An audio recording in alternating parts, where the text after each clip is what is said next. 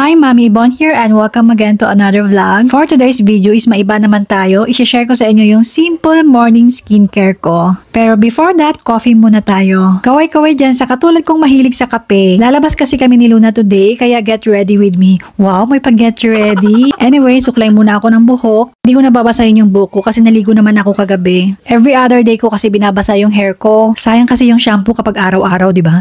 Charot. Eto na nga, maghihilamos na ako ng mukha. Ang gamit ko palang sabon is itong Boucher Beauty Bar Soap. Nabili ko lang yata to ng 40 pesos sa grocery. 90 grams na siya. And believe it or not, more than 3 months ko na siyang gamit kasi nga pinuputol ko yung sabon. Gusto ko dito, mabilis siyang bumula pero ang tagal niyang maubos. And aside from that, nakakaputi din talaga siya ng mukha. Nakakatanggal din siya ng pimples, tapos yung mga pekas sa mukha, and then whiteheads and blackheads. And of course, FDA approved siya. After ko maghilamos, kailangan nating i-dry yung mukha. Ayan, papunas-punas ako ng tissue. Tissue ang pamunas ko ngayon kasi nakaharap ako sa camera. Para naman maging social ko, no? Charot. And ito yung holy grail ko sa lahat. Itong Garnier Bright Complete 30 times Vitamin C Serum. Nabili ko to ng 350 pesos, 15 ml na siya. Medyo pricey, di ba? Pero pikit mata kasi sulit naman. Ang gusto ko dito, legit talaga siya na nakakatanggal ng dark spot. Yung problema ko kasi sa mukha, yung pekas ko. Although hindi naman daw siya pangit tingnan, sabi ng asawa ko.